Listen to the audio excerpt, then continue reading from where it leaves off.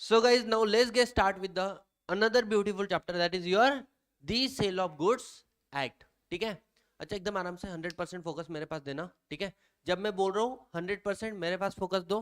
जब मैं आपको रिपीट करने बोलूँ साथ में रिपीट करो. ठीक है, और जब मैं आपको बोलूँ अब लिखना है तभी लिखो, जब मैं बोलूँ नहीं लिखना है तो मत लिखो. समझ में आ रहा है आप लोगों को? बस इतना फॉलो करो. आई विल एश्योर यू ये चैप्टर तुमको कंप्लीट करने के it will not take more than 30 minutes. लेकिन उसके लिए तुमको मुझे कितने 12-13 घंटे देना पड़ेगा, सुन के लेना पड़ेगा. आई विल एश्योर यू कि पूरा का पूरा चैप्टर आपका लर्न हो जाएगा बिना देखे. इवन समवन कॉल मी कि सर अभी बिना देखे पूरा सेल ऑफ गुड्स स्टार्ट से एंड करो. I can do that. समझ में आ रहा है? हार्डली 15-20 मिनट का काफी हो गए मुझे. लेकिन अगर आपको इस लेवल पे आना है तो मेरे साथ में डेली रिवाइज करना पड़ेगा. मेरे सब्जेक्ट का मत पढ़ो घर पे, बाकी सब्जेक्ट का पढ़ो. ठीक है, शुरू करें. यस. सो हमारे सामने क्वेश्चन आता है sir sale of goods act 1930. It means this act pass in which year? In the year 1930. This act talk about what? किससे रिलेटेड है? Sale of goods. गुड्स से रिलेटेड नहीं है भाई. ये गुड्स, मेरा फोन मेरे जेब में पड़ा हुआ है. सेल ऑफ गुड्स एक्ट बोलता है भाड़ में जा. लेकिन जब मैं मेरा फोन निकाल के किसी को सेल कर रहा हूँ, ये वैसे रिमोट है, मेरा फोन इधर रखा हुआ है, ट्राई टू अंडरस्टैंड. लेकिन जब मैं मेरा फोन निकाल के किसको सेल कर रहा हूँ तो यहाँ पर कौन सा एक्ट एप्लीकेबल हो जाएगा? The sale of goods act. Are we understanding guys? अगर सपोज मेरे पास इमूवेबल प्रॉपर्टी है, मेरा बंगलो, और अगर मैं मेरे बंगलो को सेल करता हूँ, whether it is cover under the sale of goods act और नॉट कवर? अरे यस और no? Yes. You should not think like this. क्यों sir? Because immovable property is not a goods. Immovable property is not a goods. Goods means something which is movable. Can I say ये remote में आपको cell कर सकता है? अरे ये movable है या नहीं है? तो कैन आई से तुम लोगों ने इकोनॉमिक्स पढ़ी थी, और इकोनॉमिक्स में तुमने फैक्टर ऑफ प्रोडक्शन पढ़ा था, और फैक्टर ऑफ प्रोडक्शन में एक पढ़ा था लैंड. वैसे लैंड का मतलब तो जमीन के ऊपर जमीन के नीचे भी होता है, लेकिन जनरल हमारे दिमाग में जो चलते रहता है वो क्या? जमीन. समझ में आ रहा है क्या? क्वेश्चन ये आता है the land is movable property और इमूवेबल प्रॉपर्टी. फीचर में पढ़ा था तुमने, याद करो. It is immovable. Land is not movable. आप इसको शिप नहीं कर सकते वन प्लेस से another place. But earlier it was possible. हाँ, is it so? Earlier it was possible to ship land from one place to another place. How many of you agree with me? I can give so many examples. Online वाले बच्चों, ये मेरा economics के example है. ठीक है, I can prove you कि तुमने फैक्टर ऑफ प्रोडक्शन पढ़ा है ना, बट तुमको फैक्टर ऑफ प्रोडक्शन का मतलब भी नहीं पता है. दनके की चोट पे बोल सकता हूं मैं. ठीक है, आ जाओ. क्वेश्चन ये आता है लैंड कैसे मूव हो सकती है? कैसे मूव हो सकती है लैंड? अरे we have great example. Hanuman ji Sanjeevani पर्वत move from one place to another place, shifted easily. Yes और नो? देन यहाँ पर आ जाओ पुणे के अंदर, ज्ञानेश्वर जी वो बीन खिलाए थे ना, तो इट इज मूवेबल और immovable? Movable. But earlier it was possible. Angle economics के एंगल से it is not possible. Are we understanding guys? Yes और नो? तो बोलने का मतलब क्या है? व्हेन यू सेल परचेस, क्या करते हो? लैंड का, it become immovable property. It is not cover under which act? The sale of goods act. Are we understanding guys? Yes और नो? तो सेल ऑफ गुड्स एक्ट से क्या cover होता है? When you sell what? movable property, it become sales of goods act is applicable. Are we understanding guys? Yes or no? Question ये आता है ये एक्ट किस साल में आया था, फिर से बताओ. in the year 1930. it means before 1930 there is no act which govern sale of goods. True and false? True, because this act come into existence in the year 1930. इसका जन्म अगर 1930 में आया तो इसका मतलब इसके पहले कोई एक्ट था ही नहीं ना. you should not think like this. There is an act called Indian Contract Act. कौन सा एक्ट था? Indian contract act. और इंडियन कॉन्ट्रैक्ट एक्ट के अंदर ही प्रोविजन थे सेल ऑफ गुड्स एक्ट. अब क्या हुआ? Sale of Indian contract act का बुक बहुत बड़ा हो गया. बोले एक काम करते हैं, थोड़े लोगों को घर में से, देखो फैमिली बहुत बड़ी हो जाती है, 4 लोग नाम रखने लग गए. फिर एक बच्चा बाहर निकलता, बोले आज से मैं मेरा अलग रहूंगा. वैसे ही जो प्रोविजन थे सेल ऑफ गुड्स के पहले कहाँ पे थे? इंडियन कॉन्ट्रैक्ट एक्ट में. फिर घर का पार्टीशन हुआ और एक नया एक्ट बन गया सेल ऑफ गुड्स एक्ट. और जितने भी प्रोविजन इंडियन कॉन्ट्रैक्ट एक्ट में सेल ऑफ गुड्स है वो क्या हो गए? डिलीट हो गए. Are we understanding? मतलब क्या हुआ है समझना इस बात को। दिस एक्ट कॉल्ड, कौन सा एक्ट बोला अभी हमने, Indian contract act 1872। Indian contract act basically 4 हिस्सों में डिवाइडेड है मेरे हिसाब से, ठीक है। वैसे काफी सारे चैप्टर है, मैं बोलता हूँ 4 मेजर हिस्से। Number 1 is your general principle of contract. Contract में एंटर होते हो तो कॉन्ट्रैक्ट कैसा होना चाहिए, कॉन्ट्रैक्ट तोड़ा तो क्या सजा मिल सकती है, वो सारी provision, general provision, general principle, समझ में आ रहा है। इसके बाद में था provision relating to sale of goods, sale of goods, ऐसे कॉन्ट्रैक्ट जो किससे डील करते हैं, गुड्स को सेल परचेस करने के लिए। फिर क्या था, special kind of contract, special kind of contract. और स्पेशल काइंड ऑफ कॉन्ट्रैक्ट में 5 तरीके के कॉन्ट्रैक्ट होते हैं, ठीक है। Indemnity, guarantee, bailment, plays and उसके बाद में एजेंसी। और उसके बाद में क्या था, contract relating to which partnership, contract relating to partnership. ये एक्ट कब आया था, in the year 1872। Then what happened after 1872, in the year 1930 the provision relating to sale of goods deleted from Indian Contract Act, and there's a new act come into existence, the Indian Sale of Goods Act. कौन सा, the Indian Sale of Goods Act 1930। Sir ये इस act का जन्म किस दिन हुआ था, 1 जुलाई 1930। लेकिन अगर आप देखो, हाँ बोल मेरे भाई, हाँ आ जाओ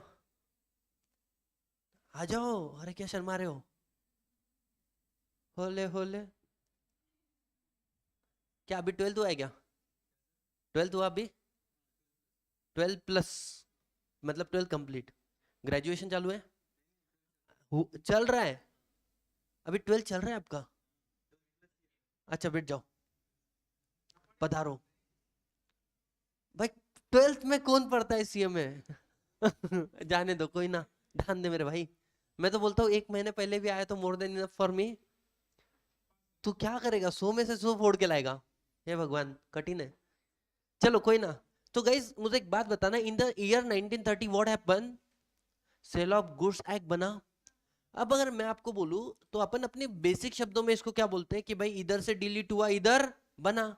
बट अगर लीगल लैंग्वेज में मैं बोलूं तो there is a act called general clause act 1897, और इसने इस चीज को एक शब्द दिया है, उसको बोलते हैं रिपील। क्या बोलते हैं, ओ हीरो किसके साथ में चैटिंग कर रहा है, बोलना। तू जितना ब्लश कर रहा है तेरी भावनाओं को मैं समझ रहा हूं, मत कर ऐसा। हाँ तुम्हारे फेस से और तुम्हारे एडवांस लेवल पे था मैं, मत करो। हाँ प्रो था मैं, लेजेंड नहीं रे तुम मेरे को क्या समझ रहे हो वो नहीं था मैं। अच्छा, इसको जो वर्ड है वो रिपील था। रिपील मतलब ऐसे समझो रिप्लेसमेंट। तुमने पढ़ा है क्या सब्स्टिट्यूट गुड्स इकोनॉमिक्स में, इकोनॉमिक्स का भूत मेरे आंख में क्यों आता है आई डोंट नो, बट ठीक है, तू नहीं तो कोई और, दिस इज कॉल्ड सब्स्टिट्यूट, है ना। और व्हाट इज कॉम्प्लीमेंट्री, नहीं नहीं नहीं नहीं नहीं नहीं नहीं नहीं, कॉम्प्लीमेंट्री मतलब हम बने तुम बने एक दूसरे के लिए, we can not live without each other ना। देख भाई एक व्यक्ति का एक फंक्शन करने का चीज होता है बराबर, उसको मतलब in order to do particular function, जो चीज तुम्हारे लिए मैंडेटरी हो जाती है that become your complementary goods. Paper देखो, फॉर एग्जांपल मेरे पास आईपैड है और आईपैड पे मेरे को लिखना है तो क्या बन जाएगा, नीड अ पेन, तो दिस बिकम अ कॉम्प्लीमेंट्री। ऐसा है क्या, एक तो आईपैड ही चाहिए नहीं तो पेन ही चाहिए, ऐसा कुछ हो नहीं सकता। Are we understanding, you need both. तो बोले ये भी और वो भी, घर वाली बाहर वाली नहीं है ये, ठीक है। तो this is what complementary goods, कि भाई दोनों के बिना चल नहीं सकता। तो अच्छा सुनना, तो ये जो चीज है ना, आप ऐसे समझो हमने पुराने एक्ट को नए एक्ट से क्या कर दिया, सब्स्टिट्यूट कर दिया। This is called repeal. Repeal मतलब रिप्लेसमेंट, है ना। तेरे जाने का गम नहीं है, ऐसा हमने किसको बोला, इंडियन कॉन्ट्रैक्ट एक्ट को। नया एक्ट आ गया कौन सा, the sale of goods act. Are we understanding. अब इसके बाद में क्या है, एकदम आराम से फोकस करना। जब मैंने आपको देखा ना वर्ड क्या लिखा है, the Indian sale of goods act लिखा है ना, या सिर्फ सेल ऑफ गुड्स एक्ट लिखा है? लेकिन अगर यहां पे पढ़ो तो क्या लिख रहा है, दी, मतलब कुछ तो मिसिंग है, और वो मिसिंग कौन है, the word India. So on 22nd of September in the year 1963, what happened, the word India has been removed. मुझे एक बात बताओ, जिससे हम लोग डील कर रहे हैं, definitely this act applicable to India, in India, but क्या सिर्फ इंडियन लोग ही इसमें डील करते हैं, या फॉरेनर लोग का आके भी ट्रेड कर रहे हैं कि नहीं कर रहे हैं? तो क्या ना ऐसे इसको बहुत रिस्ट्रिक्टेड बता दे रहे हैं हम लोग इंडिया बोल के। हाँ भाई, पेनल प्रोविजन को लगाओ ना इंडियन पिनल कोड, समझ में आ रहा है, एक्सेप्टेबल। तो इसलिए बोल दिया, इसका नाम क्या कर दिया हम लोगों ने, मतलब the word India has remove, इस वर्ड को हमने क्या कर दिया, रिमूव कर दिया। And what left out is a sale of goods act. Sorted, एकदम आराम से इजी है सर। इसके बाद में आगे बढ़ते हैं। फिर जैसे देखा घर का एक बच्चा बिगड़ा और उसने अपना खुद का घर खोला, घर के दूसरे बच्चे को भी मस्ती सूची, वो बोले मेरे को भी नहीं रहना तुम्हारे साथ में। बोले कौन रे तू, प्रोविजन रिलेटिंग टू पार्टनरशिप। किस साल में?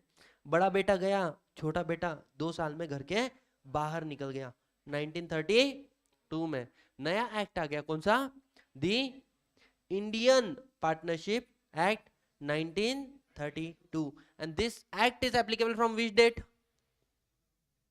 from 1st of October 1932। लेकिन इसका एक सेक्शन है, section number 69, and it is applicable immediately after 1 year. तो 1 साल के बाद में क्या डेट आ जाएगा, 1st of October 1933।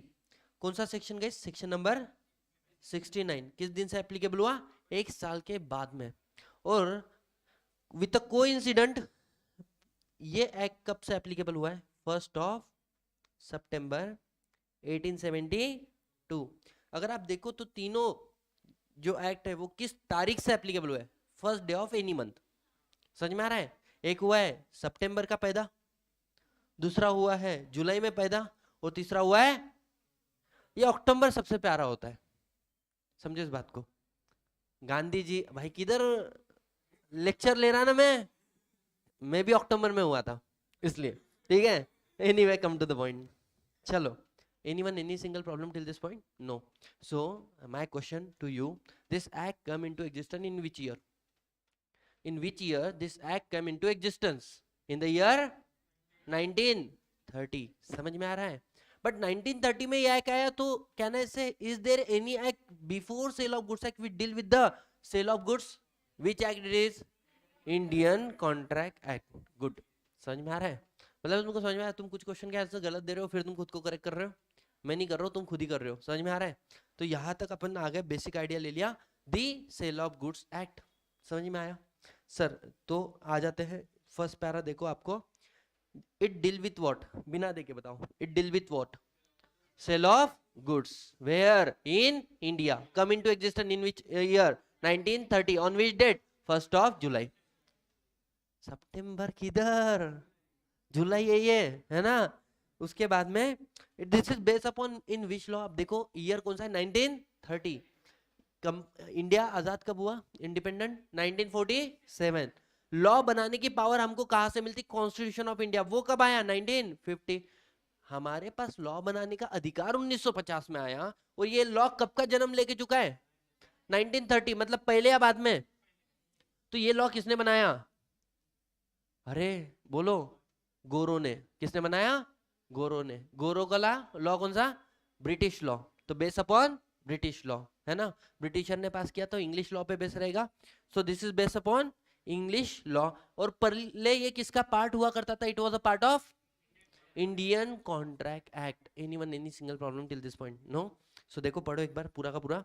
So the sale of goods act deal with the law relating to sale of goods in India. मैंने दोनों बातें बोली थी, sale of goods and in India. तो यहाँ पर 2 बातें हैं। Number 1, it deal with sale of goods where in India, मतलब थिंग और प्लेस, थिंग और place. Is your first point clear, yes और नो?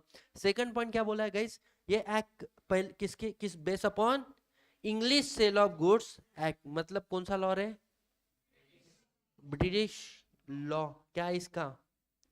अरे बोलो क्या है? जन्मदाता, माता पिता, समझ में आ रहा है? सो इसको सोर्स, इसकी उत्पत्ति कहां से हुई? तुम्हारी कहां से हुई? सिर्फ मम्मी से बोलो, इतने ज्यादा नहीं है ना, दैट्स इट, खत्म। उसके बाद में ये पहले किसका पार्ट हुआ करता था? Chapter 7 of this Indian contract act, जो डील करते थे कैसे? Sale of goods act. But there is a strong need felt that have independent sale of goods act, लेकिन हमको लगा इसका अलग से घर होना चाहिए, तो इसको बोले अर्लियर घर में से हकाला गया। और इन द ईयर 1930 कांग्रेचुलेशन, जन्म हो गया किसका? The sale of goods act. समझ में आ रहा है? Earlier it was Indian sale of goods act. Now this act applicable where? कहां पर एप्लीकेबल है लॉ? इंडिया या whole of the India? India बोलोगे, होल ऑफ द इंडिया बोलो। द रीजन, पहले जम्मू कश्मीर पे एप्लीकेबल नहीं होता था, लेकिन मोदी जी, अमित शाह जी, उनके साथ में आर्टिकल 370 को अमेंड किया। जो स्पेशल स्टेटस, पता है स्टोरी उसके पीछे का? ऐसा समझ के चलो कि एक राजा थे, उनका ऐसा था कि यार कश्मीर जो है बड़ा डिस्प्यूटेड और कंट्रोवर्शियल इशू रहा हुआ है, हम बोलते हैं हमारा है और कोई बोलता है हमारा है। अब क्या है ना, कश्मीर का डीएनए टेस्ट नहीं हो सकता, अदरवाइज हम बता दिए रहते ये किसका है, ठीक है? तो एनीवे यार, but at the end it's a part of our country, ठीक है? तो बड़े डिस्प्यूट होते रहे। अब राजा जो था हिंदू, मेजोरिटी पॉपुलेशन मुस्लिम, और पंडित लोग वगैरह भी थे, नहीं थे ऐसा नहीं था। इधर सबसे बड़ा मेरे को लगता है ना, ऐसे ऑनलाइन नहीं बोलना चाहिए, बट गलती है किसी नेता की, ठीक है? समझने वाले को चुप, समझने वाले को इशारा का भी है। भाई सरदार वल्लभ भाई का नाम मत लेना, वो तो रहते थे ना, तो फिर तो पहले से अपन अधिकार से वो डीएनए टेस्ट दिए रहते अपने को, या इंडिया का है बोल के। समझ में आ रहा है क्या? बट खतरनाक, उनके अब्सेंस में कांड हो गया था। कांड क्या? कि पाकिस्तान वगैरह ने वॉर कर दिया। देन दिस क्या बोल सकते हैं, नेताजी है एक, ठीक है? नहीं, नेता है एक। अब वो नेता का ऐसा था कि यार जो अभी कंट्रोल आप कर रहे हो, किसको? इस जम्मू कश्मीर को, इसको हैंड ओवर करो किसी और को, and that person will control. और इनका ऐसा था कि भाई हमारी इंडिया को घोषित करेंगे हम, लेकिन जिसको हैंड ओवर करना पड़ा ना, उस बंदे ने एक कंडीशन लगाया कि बोले जम्मू कश्मीर के ऊपर कोई भी लॉ जो इंडिया पे एप्लीकेबल हो रहा है, हमारे ऊपर एप्लीकेबल नहीं होगा। हमारी खुद की टेरिटरी है, हमारे खुद के लॉ बनेंगे, हमारी खुद की पार्लियामेंट्री हिस्ट्री रहेंगे, मतलब दे हैव इंडिपेंडेंट एवरीथिंग। बोले तुम्हारा मेरा ले कुछ लेना देना नहीं है, लेकिन हाँ अगर तुम बोल रहे हो, मतलब कुछ तुम्हारे सुझाव हमको अच्छे लगे, तो चाहे हम ऐसे बोल सकते हैं कि आपका ये वाला लॉ हमारे ऊपर एप्लीकेबल है, या फिर ये लॉ का ये वाला प्रोविजन हमारे ऊपर एप्लीकेबल है, लेकिन वो हमारी मर्जी। समझ में आ रहा है? इसका मतलब क्या होता था? अगर मानो जम्मू कश्मीर का बंदा महाराष्ट्र में आ रहा है और गुड्स को सेल कर रहा है, तो क्या sale of goods act applicable होता था? यस। लेकिन अगर हम जम्मू कश्मीर में जा रहे हैं और वहां पे सेल परचेस कर रहे हैं, तो क्या sale of goods act applicable होता था? नहीं। लेकिन अमित शाह जी और नरेंद्र मोदी जी, लोग इनको कितनी भी गालियां देवे, भाई ये लोग बहुत अच्छे हैं, कुछ अच्छे काम किए इन्होंने, और देखो एक अच्छे काम के सामने 10 गलत काम भी माफ किए जाते हैं। मैं बोलता प्रपंच किसने नहीं रचा? हर किसी को रचना पड़ता है प्रपंच, समझ में आता है ना? गलत करना जिसको बोलते हैं, for example, best example I should tell you, ठीक है? दुर्योधन, जान दो, good company bad company, Mahabharat, ठीक है? तो महाभारत में एक बंदा है अर्जुन, उसको बोला गया था तेरे को धनुर्धारी बनाऊंगा बहुत भारी वाला। उसके जो गुरु थे उनका नाम था द्रोणाचार्य जी, और द्रोणाचार्य जी ने देखा बाहर का एक पंटर है, बोले उसका तो इससे भी खतरनाक, अपने अर्जुन से भी खतरनाक है, प्रॉमिस तो मैंने अर्जुन को किया वाला है, ठीक है? और उन्होंने बोला बेटा तूने मेरे से सीखा मेरे स्टैचू से, अब तेरा अंगूठा काट दे। इस बात का अर्जुन को बहुत गलत लगा था कि तुमने ऐसा क्यों किया, मेरे ऊपर लांछन लग गया। लेकिन उन्होंने फिर उसका लॉजिक दिया कि बोले तू जब बहुत भारी धनुर्धारी बनेगा तब मेरे ऊपर का लांछन निकलेगा। सेकंड चीज उन्होंने क्या बोला था कि मैंने बोला है मैं कौरवों को सिखाऊंगा, मतलब राजा के जो पुत्र है, ठीक है? मैं हस्तिनापुर में जितने लोग हैं उनको पढ़ाने वाला हूँ। ये जो एकलव्य है, कल जाके अगर वॉर डिक्लेयर होता है हस्तिनापुर का किसी भी देश के साथ में, ये अगेंस्ट में खड़ा रहेगा। समझ में आ रहा है? तो बोले मैं ये ऐसा कैसे करूं, मैं तो बोले किसका चेला हूं, हस्तिनापुर का हूं, है ना? चला नहीं गुरु, तो मैं दूसरे लोगों को कैसे सिखाऊं? तो ये किसने बोला? ठीक है, लेकिन लोग उसको आज भी किस एंगल से देखते हैं कि भाई अर्जुन को बढ़ाने के लिए एकलव्य का अंगूठा कटवा दिया। ठीक है, इसी को अनड्यू इन्फ्लुएंस बोलते हैं, आगे जाके कॉन्ट्रैक्ट में पढ़ेंगे। सेकंड बताता हूं मैं। अब सीन ऐसा हो गया था, जो करण नाम का एक बंदा है, मैंने बोला बैड कंपनी में एक अच्छा आदमी था, लेकिन बैड कंपनी में रहने से उसका नाम भी बुरा ही माना जाएगा। करण के पास जन्म, बताया था मैंने, कुंती माता को पुत्र हो गया था बिफोर मैरिज। जो बच्चे पहली बार सुन रहे तुम गलत मत समझना, उस समय में उनको भगवान की देन थी कि तुम जिस भी भगवान की आराधना करो भगवान तुमको साक्षात प्रकट हो जाएंगे और तुमको फल स्वरूप क्या दे देंगे? पुत्र दे देंगे। तो जो घर वाले बोलते ना भगवान देके जाते बच्चे, तो ऐसा होता था। ठीक है, तो वो बच्चे ने भगवान ने बच्चा दिया। वो बोलते अरे अरे रुको रुको रुको, क्या कर रहे हो, मेरी शादी नहीं हुई है, घर वाले क्या सोचेंगे, ये संसार क्या सोचेगा, sorry I can't do anything, तूने मेरी पूजा क्यों की, अर्चना क्यों की? अब तो बोले तेरे को फलस्वरूप अपना पुत्र मिलेगा। बोले यार गजब कर रहे हो, बापूजी को बोलूंगा बापूजी क्या सोचेंगे? तो उन्होंने बाद में फाइनल डिसीजन लिया कि पुत्र को मैं पानी में बहा देती हूँ। ठीक है, तो उसको एक टोपली में रखा और पानी में छोड़ा, और कौन आ गए? सूर्य भगवान साक्षात आ गए, क्योंकि सूर्य भगवान का पुत्र था करण। ठीक है, तो बोले अरे अरे क्या कर रहे हो, बोले गजब कर रहे हो तुम तो, बच्चों को ऐसे ही क्या करूं? बोले तुमको पता है ना मेरी शादी होने वाली एक जगह पे, उनको अभी तक बताया नहीं, पापा को बताऊंगी तो गलत हो जाएगा। तो बोले ठीक है don't worry, I take care of him, now you mail you. बोले कैसे ध्यान रखोगे? बोले मैं इसको एक कवच दे रहा हूँ। कवच मतलब उसके बॉडी पे एक कवच कुंडल आ गया था, कोई भी बाण, कोई भी अस्त्र, कोई भी शस्त्र उसकी बॉडी को भेद नहीं सकता है। समझ में आ रहा है? मतलब उसका मरना इम्पॉसिबल है एज गुड एज, जब तक उसको नेचुरल डेथ नहीं आएंगी कोई उसको मार नहीं सकता ना।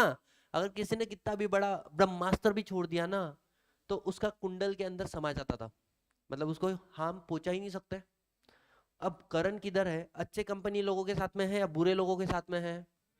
और अगर अपने को जीतने का है तो इसको उड़ाना पड़ेगा, और ये जब तक उड़ेगा नहीं तो अपनी जीत कैसे होगी? समझ में आ रहा है? फिर खुद इंद्र भगवान ने देखा कि इसकी कमजोरी क्या है, बोले दानवीर है। जब ये सूरज भगवान की पूजा अर्चना करता है मॉर्निंग में, क्योंकि इसके हाथ से कुछ गलत काम हो गए इसको भी मालूम है, तो इसका ऐसा हो गया था, इसने पूछा था अपने माता को कि जो अपन ने गलत किया इसको हम लोग कैसे परत फेड़ करें, मतलब कैसे पश्चाताप करें? तो बोले दान, दक्षिणा। तो वो क्या करता था, नहा के जब भी निकलता, स्नान करके, नहाना इज नॉट करेक्ट वर्ड, स्नान वो लोग मतलब भगवान की कैटेगरी में ना, स्नान करके बाहर आते थे, और जैसे वो स्नान करके बाहर आए किसी ने उनको कुछ मांगा तो वो देते थे। इस बार ऐसा हुआ, इंद्र भगवान ने पहले बोल दिया तू जा नहाने के लिए, मैं आ रहा हूँ। बोले क्यों? तेरा जो कवच कुंडल है ना वो मेरे को होना। बोले ठीक है, तुमको क्या लगता है मैं इसके भरोसे हुई नहीं? बोले वो अर्जुन मेरे सामने कुछ लगता ही नहीं, बोले है ना।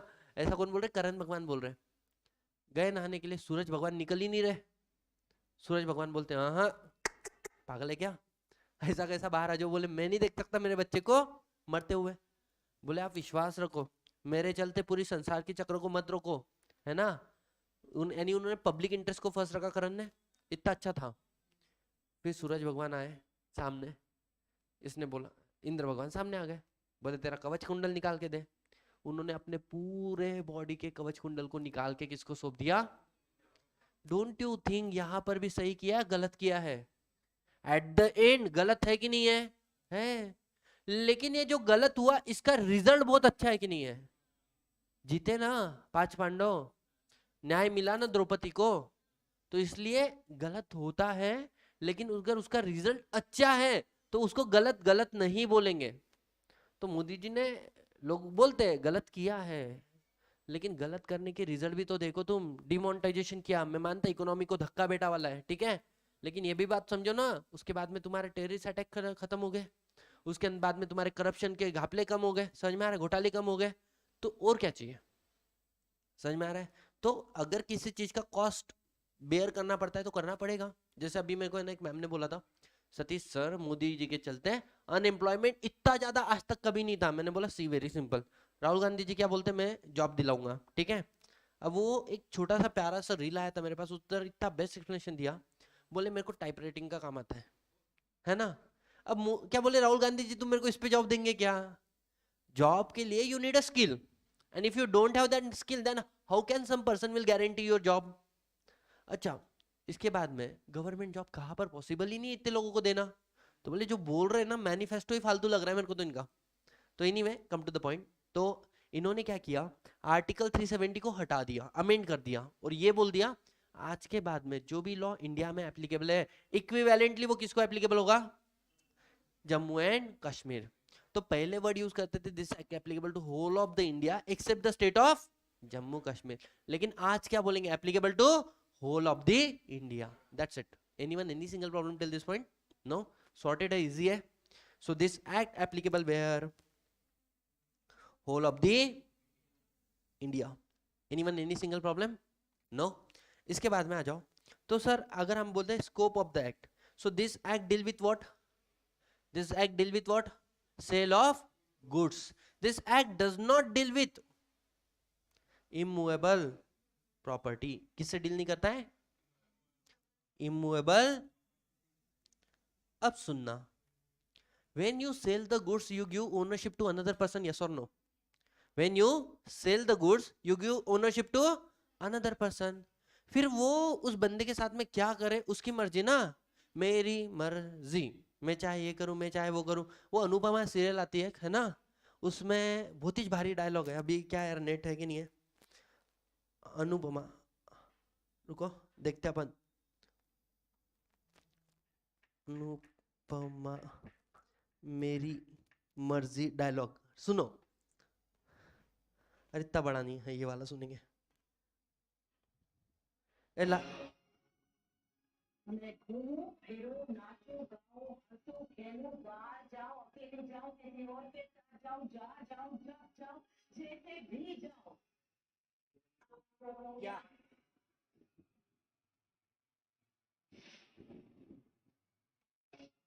stop, when you sell the goods to someone else, तो उसका एटीट्यूड कैसे हो जाता है उस गुड्स के प्रति, अनुपमा के जैसा।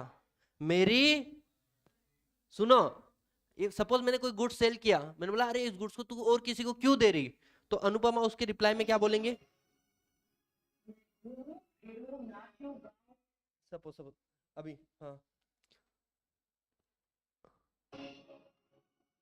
अरे रिएक्ट नहीं कर रही वो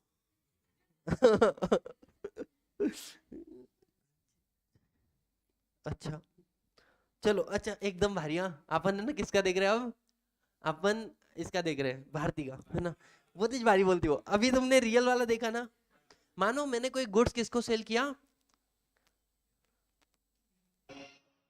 ये बंद हो गई, ये ना पॉज हो गई अब, ठीक है। हाँ मैंने बोला फॉर एग्जांपल मैंने कोई गुड्स सेल किया, मैंने बोला कि अनुपमा जी गुड्स किसी और को मत देना। तो सबसे पहले तो हम लोग किसकी आवाज में देख लेंगे इसी बात को, अनुपमा के। अनुपमा अगर होती तो कैसे चिल्लाती, हाँ मैं घूमूं फिरूं नाचूं गाऊं हंसूं खेलूं बाहर जाऊं अकेले जाऊं किसी और के साथ जाऊं जहाँ जाऊं जब जाऊं जैसे भी जाऊं। ये attitude you will get if the goods belong to you. यही एटीट्यूड तुम देखना किसके अंदर था, एक मूवी थी कबीर सिंह, उसके अंदर जो कबीर है वो मेरी बंदी है, बोलता है ना एज गुड एज मेरी प्रॉपर्टी है। भाई तू कौन, समझ में आ रहा है, तूने उसको कलर कैसे लगाया, कलर लगाने का अधिकार तो मेरा है। हाँ बेटा, एनीवे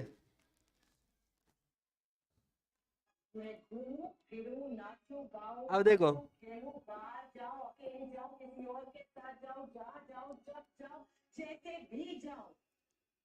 आपको क्या, मैं घूमूं फिरूं नाचूं गाऊं हंसूं खेलूं कूदूं बाहर जाऊं अकेले जाऊं किसी और के साथ जाऊं जब चाहे जैसे जाऊं जैसे भी जाऊं।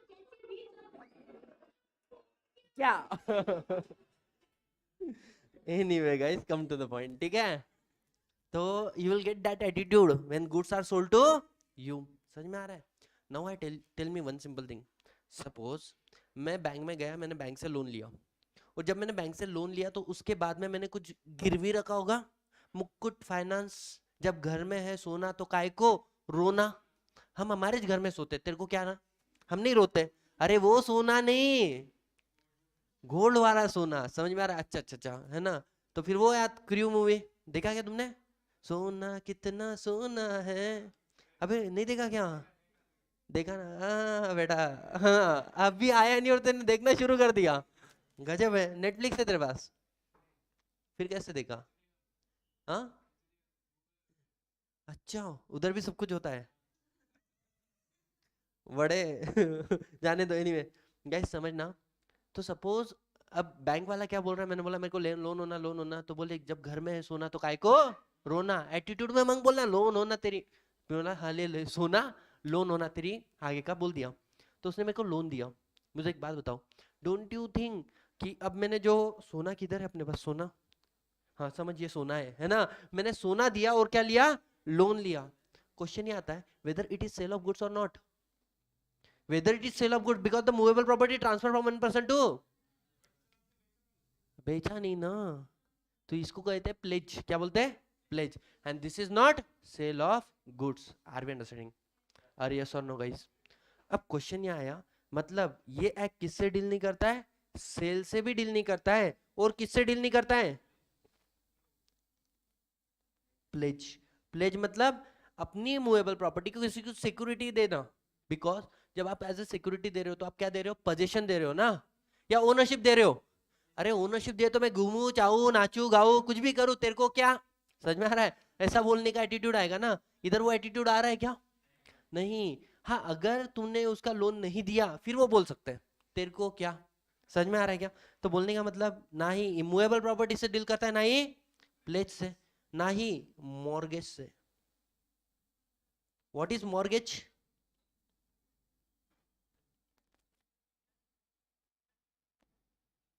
What is mortgage? जब आप इमूवेबल प्रॉपर्टी को गिरवी रखते हो, land building, this is called mortgage.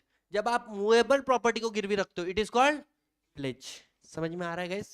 This is a concept called hypothecation also. Hypothecation में क्या होता है और प्लेज में क्या होता है? फॉर एग्जांपल मैंने लोन लिया और गोल्ड दिया, तो क्या मैंने पोजीशन दिया कि नहीं दिया? This is what, this is pledge.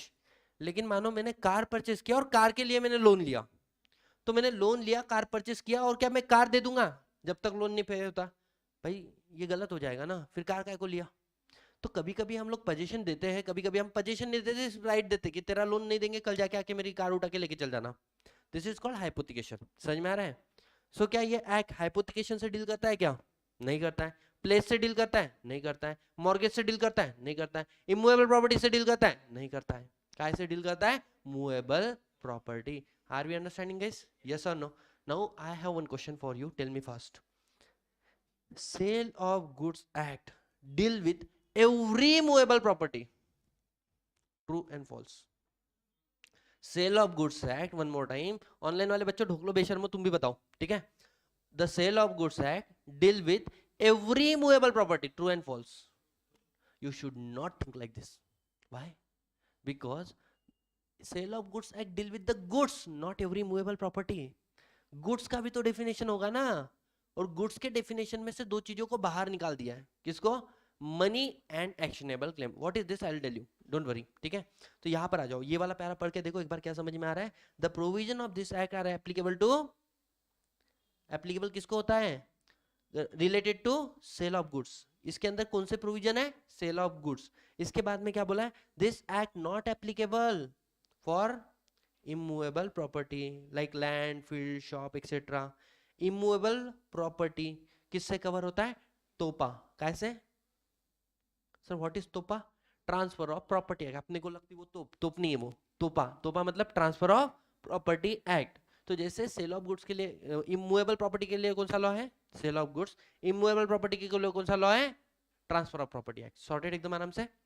Question ये आता है, सो द जनरल प्रोविजन, अच्छा क्वेश्चन ये आया, क्या जो आपका सेल ऑफ गुड्स एक्ट है ये इंडियन कॉन्ट्रैक्ट एक्ट से ही उठकर आया था क्या?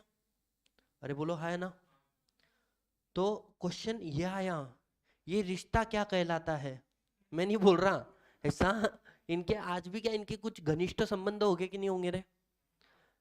अरे यस और नो? क्या क्वेश्चन है?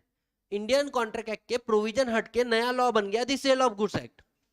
तो क्वेश्चन ये आया, क्या सेल ऑफ गुड्स एक्ट के ऊपर इंडियन कॉन्ट्रैक्ट एक्ट एप्लीकेबल होता है नहीं होता है?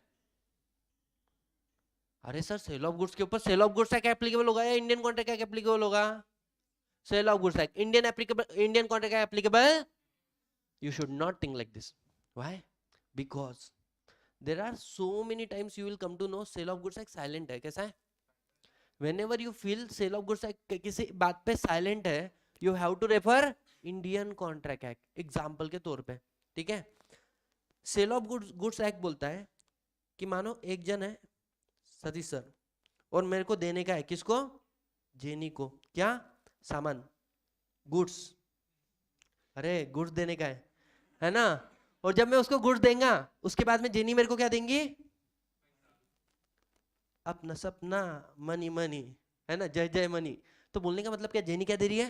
पैसा दे रही है. समझ में आया? अब प्रॉब्लम क्या हो जाएगा, सुनो. सतीश सर कौन है रे? अरे कौन है? हमारा सर है, बेशरम कहीं का. सेल ऑफ गुड्स एक्ट में ना, तू अभी ढोकले. सेलर और जेनी क्या है? बायर. समझ में आया क्या? मैं देने वाला, वो लेने वाली. गुड्स. समझो तुम?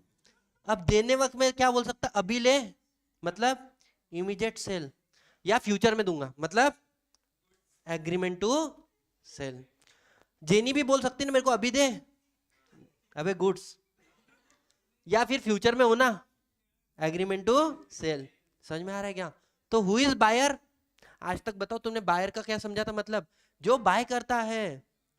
सेलर मतलब जो सेल करता है. सेलर मतलब देने वाला. बायर मतलब लेने वाला. लेकिन यहाँ पे थोड़ा एडवांस मतलब है. सिर्फ देने वाला सेलर नहीं है, देने का प्रॉमिस करने वाला भी. अरे एग्रीमेंट टू सेल है ना, तो ये तो प्रॉमिस हुआ ना कि दे दिया. प्रॉमिस कर देने से भी तुम क्या बन जाते हो? और कॉन्ट्रैक्ट में फंस जाते हो. अब तो तुमको देना ही पड़ेगा. और लेने का प्रॉमिस करने वाले को भी हम क्या बोलेंगे? Agree to bye. प्रॉमिस करने में से भी तुम फंस जाते हो, अब तेरे को लेना ही पड़ेगा. मतलब who is seller? Who is seller? Who sell, who agree to sell. Who sell and who agree to sell. And who is buyer? Who buy and who agree to buy become buyer.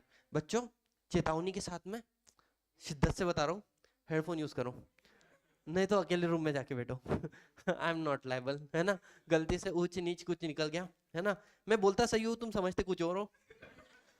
बस तुम्हारी सोच को तुम्हारे सोच से मिलाता हूँ मैं, माध्यम हूँ, ठीक है? Anyway come to the point. तो यहाँ पे सेलर बायर समझ में आया क्या तुमको? अरे यस और नो. अब क्वेश्चन ये आया, सेल ऑफ गुड्स एक्ट बोलता है कि can a person enter into contract with one self. अरे बोलो, can a person enter into contract with one self. मैंने क्या किया ना, मैंने बोला बहुत ही भारी का काम करता. ये मेरे राइट हैंड में फोन था, मैंने बोला राइट हैंड इस फोन को सेल कर दे. किसको? लेफ्ट हैंड को. भाई साहब phone sell to left hand. मैंने बोला लेफ्ट हैंड एक काम कर, पैसा दे दे. किसको? राइट हैंड को. समझ में आया? तो फिर मैंने लेफ्ट हैंड से समझो ऐसा पॉकेट निकाला, वॉलेट, पॉकेट क्या बोलने का, है ना, पर्स है क्या. अब और किसको दे दिया? राइट हैंड को. मतलब वाह वाह वाह, तालियां बजाओ. बोले क्यों? कॉन्ट्रैक्ट ऑफ सेल हुआ, एक हाथ से दूसरे हाथ को क्या मिला? फोन. और दूसरे हाथ से पहले हाथ को क्या मिला? पैसा. ऐसा कैसा, है ना? अरे ऐसा कैसा बोले, ये कॉन्ट्रैक्ट ऑफ सेल है क्या? नहीं ना. क्यों नहीं है? बिकॉज कॉन्ट्रैक्ट करने के लिए मिनिमम कितने लोग होना? 2 लोग होना. दोनों के बीच में क्या होना? प्रॉमिस होना. प्रॉमिस कब बनता है? जब एक ऑफर देगा दूसरा उसको हाँ बोलेगा ना. अरे मैं देने का ऑफर करेगा तो लेने वाला भी तो रेडी होना चाहिए, तभी तो प्रॉमिस होगा. और जब प्रॉमिस होगा तभी तो कॉन्ट्रैक्ट बनेगा. क्वेश्चन ये आता है, can a person enter into contract with oneself? No, नहीं ना. अब ये बोलता है एक सेलर होना एक बायर होना. सेलर और बायर दोनों अलग अलग होना इंडियन कॉन्ट्रैक्ट एक्ट बोलता है. सर सेलर होना बायर होना इट्स ओके, लेकिन ये कॉम्पिटेंट टू कॉन्ट्रैक्ट होना ना. डिंगिया डिंगी को बोल रहा है, डिंगी डिंगिया को कुछ बोल रही है. डिंगिया ने डिंगी को बोला मेरे पास गुड्डा है. डिंगी बोलती है डिंगिया को मेरे पास गुड्डी है. अरे खेलने वाले गुड्डा गुड्डी, है ना?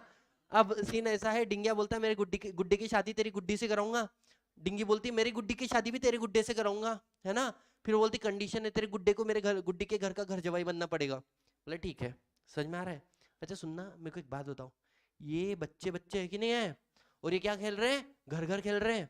समझ में आ रहा है? क्वेश्चन ये आता है, क्या इसको मैं कॉन्ट्रैक्ट ऑफ सेल बोलूं? अरे बोलो ना. क्या मैं इसको कॉन्ट्रैक्ट भी बोल सकता हूँ? कॉन्ट्रैक्ट ही नहीं बोल सकते तो सेल की बात वाली बात है. क्यों? क्योंकि डिंगिया डिंगी are not competent to enter into contract. बच्चों की बातों को सीरियस नहीं लिया करते. इसलिए बोलता है कि भले ही आप पर सेल ऑफ गुड्स एक्ट रहे हो, लेकिन साथ में आपको कौन सा एक्ट पढ़ना पड़ेगा? इंडियन कॉन्ट्रैक्ट एक्ट भी एप्लीकेबल होगा. समझ में आ रहा है? क्वेश्चन ही आता है। लेकिन कहीं कहीं पे तो ऐसा होगा कि सेल ऑफ गुड्स एक्ट विचित्र बातें कर रहा है और इंडियन कॉन्ट्रैक्ट एक्ट विचित्र बातें कर रहा है। विचित्र मतलब भिन्न भिन्न, भिन्न मतलब difference. For example sale of goods act बोलता है दोनों पार्टी को कुछ ना कुछ मिलने को होना, देने वाले को भी कुछ मिलने को होना, लेने वाले को भी, अरे दोनों को कुछ ना कुछ रिसीव होना। जैसे एग्जाम्पल, मैंने मेरी वाइफ को बोला कि मैं तेरे को कार सेल करूंगा, would you like to purchase, बोले हाँ। मैंने बोला कितने रुपए के लिए, शी इज लाइक 20 लाख। मैंने बोला डन, ठीक है।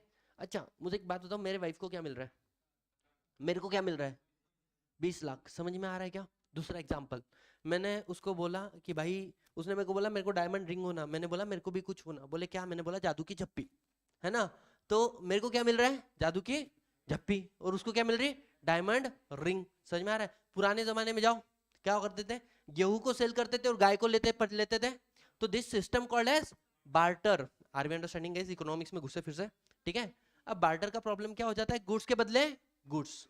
तो कॉन्ट्रैक्ट एक्ट बोलता है कि जो कंसिडरेशन समथिंग इन रिटर्न है वो क्या हो सकता है, it can be goods, it can be money, it can be kind, it can be money. लेकिन सेल ऑफ गुड्स एक्ट बोलता है कि जो कंसिडरेशन आना चाहिए वो कैसा आना चाहिए, सिर्फ मनी में आना चाहिए। मतलब अगर मैंने गुड्स दिया और गुड्स के बदले मेरे को पैसा मिला तो मैं क्या बोलूंगा, ये क्या है, सेल ऑफ गुड्स।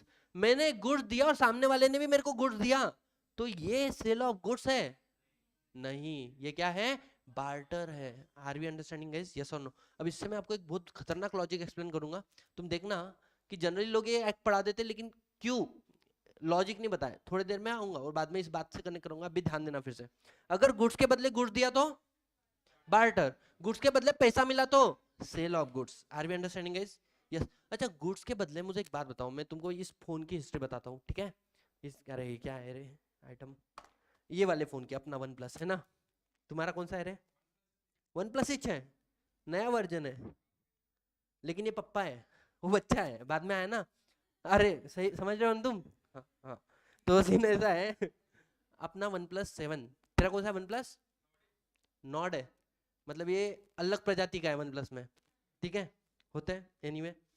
अब सीन ऐसा हुआ, मेरे पास शाओमी का एक फोन था, वन प्लस इसका रेडमी का, that is Redmi note 6 pro, है ना, वही है क्या, नोट 6 प्रो नहीं, नोट 6 प्रो नहीं है वो, हाँ नोट 6 है वो, क्योंकि मेरे को पता है उसका खड़ा रहता है कैमरा। अरे सुनो, इसके पास जो बता रहे एक बार सबको, इसका कैमरा सोया हुआ है, मेरा कैमरा खड़ा था वन प्लस, देख के पहचान लेते ना तुम लोग। अच्छा सुनो ध्यान दो। अच्छा अरे नहीं मतलब the camera was vertical not a horizontal, I mean to say. अब ध्यान देना, ऐसी झूठी बातें नहीं करना बे। तो मैंने क्या किया, मैंने वो फोन लिया था, 6 महीने भी नहीं हुए थे, समझ में आ रहा है तेरे को? हाँ क्या क्या, हाँ हाँ हाँ, नहीं मतलब भाई तू बिगड़े मत है ना, तू थोड़े क्या बोल सकते हैं, टीनेजर के साथ में बैठा हुआ है। तेरा एज कितना है, 17 है, बहुत छोटा है। अगले साल तू अंडे से बाहर निकलेगा, ऐसे गवर्नमेंट का मानना है कि जो 18 साल का कंप्लीट होता है वो मेजर हो जाता है। कितने बच्चे और 17 के 18 के नीचे, भाई साहब काफी बड़ी प्रजाति है तुम्हारी, ठीक है बहुत बढ़िया, ठीक है। ये सब बच्चे भाई, इनके साथ में कॉन्ट्रैक्ट में एंटर होते वक्त सोचना, इनको दिए हुए पैसे मिलने की गारंटी। हाँ। अब सीन ऐसा हो जाता है, कम टू द पॉइंट, मैंने फोन लिया, अब वो फोन के बाद में ये फोन ऑफर में चल रहा था, तो मैंने क्या किया, अमेजोन पे मेरा ओल्ड फोन दिया, कुछ एक्स्ट्रा पैसे दिए और नया फोन लिया। अच्छा मुझे एक बताओ, ये तो बीच वाला हो गया ना, एक तो गुड्स के प्रति गुड्स बार्टर, गुड्स के प्रति पैसा सेल ऑफ गुड्स, ये बीच वाला है, गुड्स भी और पैसा भी जा रहा है, ये क्या है? हाँ तो ये सेल ऑफ गुड्स है, बार्टर क्या है, आधा बार्टर आधा, you should not think like this. Why? Sale of goods, it is called as a sale of goods. Are we understanding guys? Yes or no?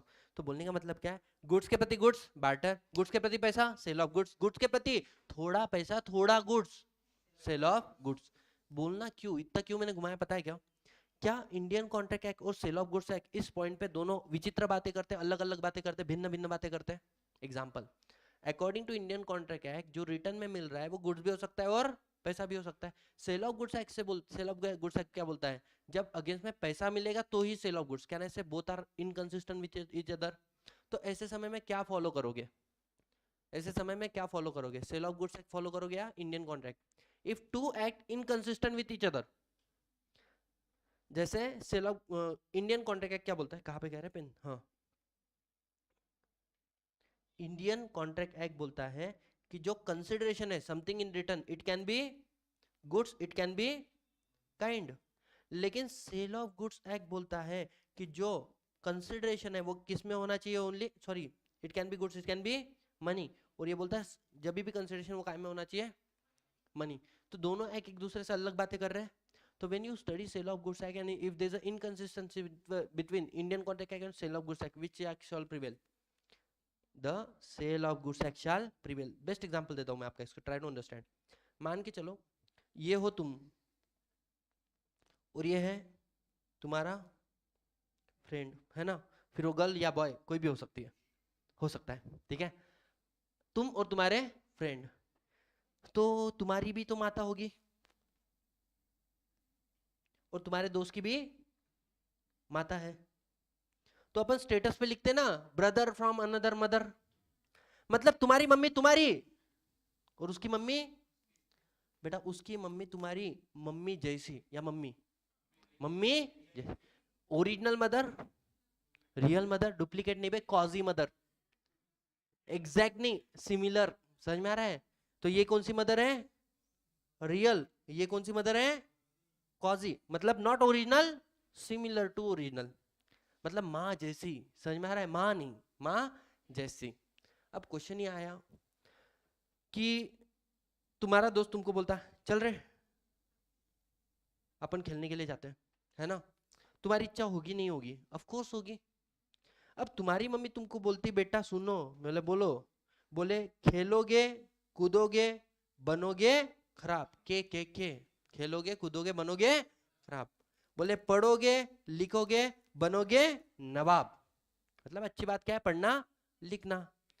फिर लगेज, तुम्हारी mummy ने तो ऐसा बोला, तुम्हारे मम्मी जैसी वाली मम्मी क्या बोलती, खेलोगे कूदोगे बनोगे नवाब और पढ़ोगे लिखोगे बनोगे खराब।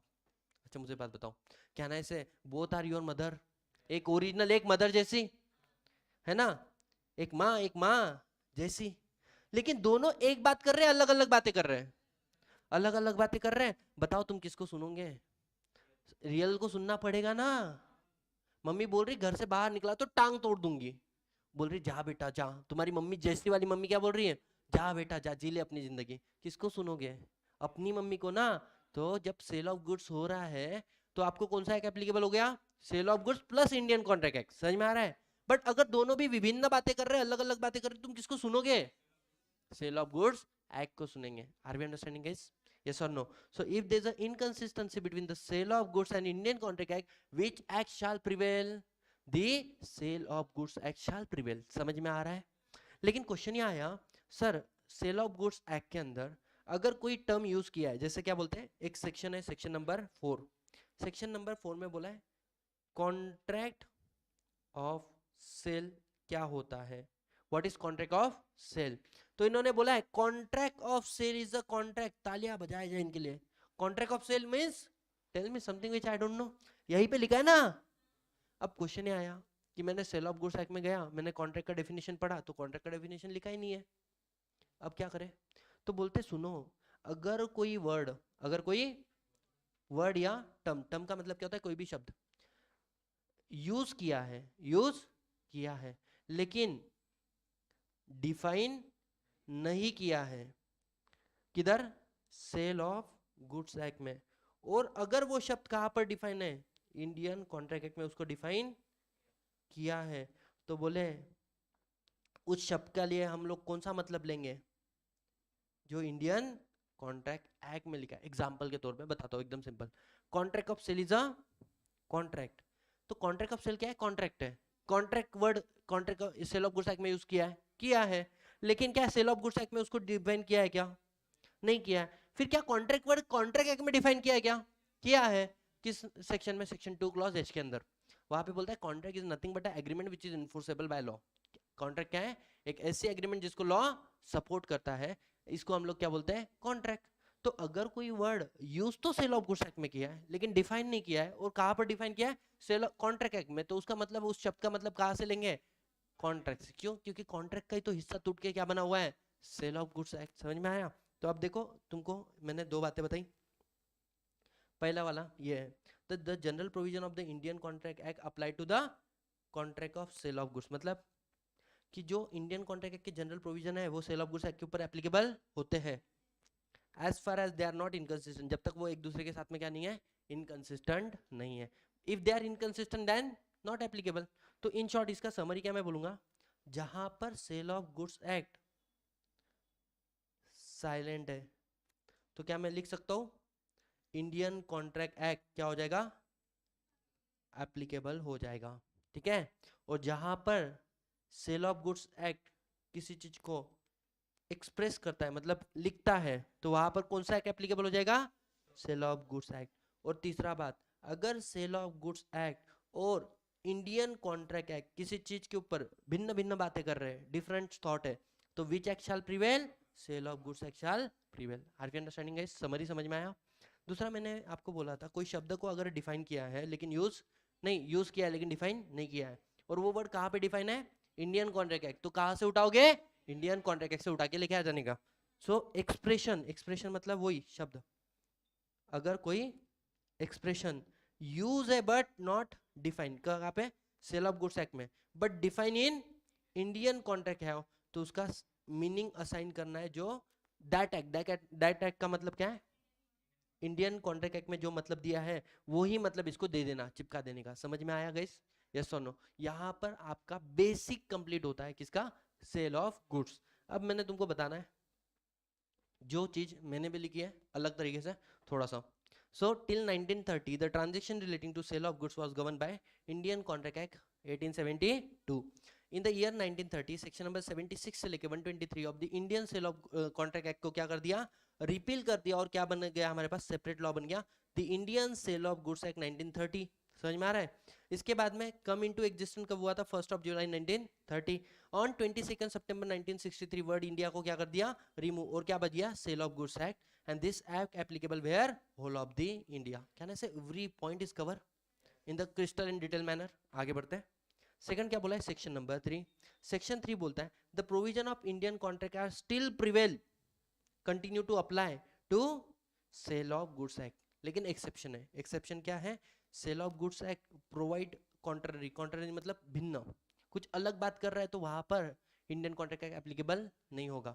एग्जांपल, इंडियन कॉन्ट्रैक्ट में कंसिडरेशन कैश काइंड में भी हो सकता है, कैश में भी हो सकता है। सेल ऑफ गुड्स एक्ट में कंसिडरेशन किस में होना चाहिए, सिर्फ कैश में होना चाहिए। तो ये अलग अलग बातें कर रहे हैं।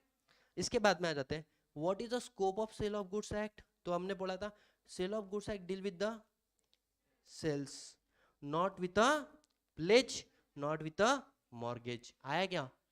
इसके बाद में मैंने बोला था sale of goods act deal with a goods, not with every movable property.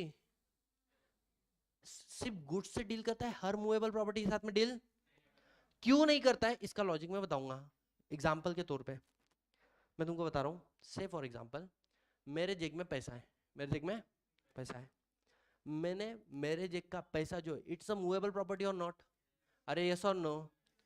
तो क्या मैं पैसे को सेल परचेस कर सकता हूँ क्या रे, नहीं ना। तो हर एक मूवेबल प्रॉपर्टी गुड्स है क्या, गुड्स के डेफिनेशन में से मनी को बाहर निकाला है। लॉजिक समझना क्यों। से फॉर एग्जाम्पल सतीश सर ने दिया किसको, चीनी को, क्या गुड्स, क्या दिया मैंने, और जेनी ने मेरे को क्या दिया, पैसा। समझ में आ रहा है? तो पैसे को हम लोग क्या बोल देंगे, जेनी ने मेरे को पैसा दिया तो पैसे को हम लोग कंसिडरेशन बोलेंगे यहाँ पे। क्या ये कॉन्ट्रैक्ट ऑफ सेल है या नहीं है, sir it is a contract of sale. और कॉन्ट्रैक्ट ऑफ सेल में दो आते हैं, एक आता है सेल और एक आता है agreement to cell.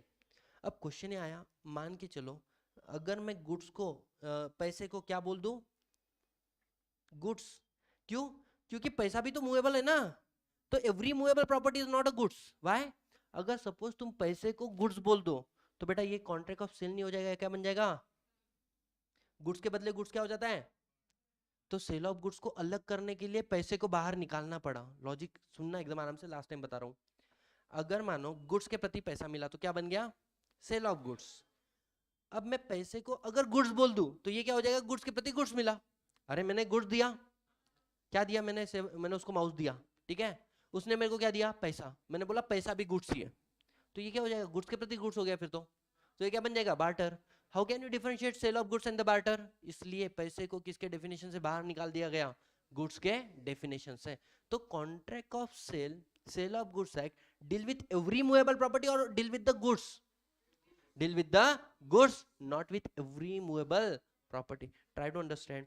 So sale of goods act deal with the goods and not with other movable property. जो चीजें कहाँ पे नहीं लिखी है, गुड्स के डेफिनेशन में नहीं लिखी लेकिन मूवेबल है, उसको उसके साथ में sale of goods act deal नहीं करता है। Example, money is a movable property but it is not a goods.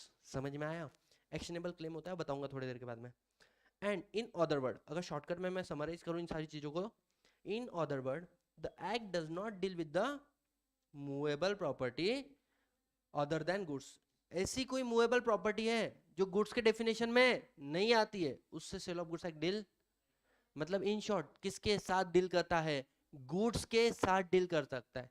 और किसके साथ में डील नहीं करता है? Immovable. It in short last 4 शब्दों में खत्म करते हैं। Sale of goods act deal with the goods, not with a immovable property, not with a pledge, not with a mortgage and any other movable property which is not goods. Are we understanding guys? Anyone any single problem? No? तो तुम लोगों के लिए आज के लिए सिर्फ इतना ही होमवर्क रहेगा। और मैंने ये देखो लिखा हुआ है section 2 class 15, any word expression use but not define carry the same meaning as in given in the Indian contract act. समझ में आ रहा है भाई? 1 घंटे के ऊपर हो गया क्या? देखो मैंने बोला ना, लॉ इज सो इंटरेस्टिंग, समय कहाँ पे जाता है ना समझ में भी नहीं आएगा। ठीक है भाई, तेरे को समझ में आया कुछ? हल्का हल्का आज का डे 1 था इस एक्ट का। मतलब अभी तक हमने एकदम बेसिक पढ़ा है लॉ के बारे में, अभी हम लोगों ने एक्चुअली सिलेबस का लॉ पढ़ना शुरू किया है। और भाई तेरे को बता दूं, पहले रिकॉर्डिंग में काय को आन देने का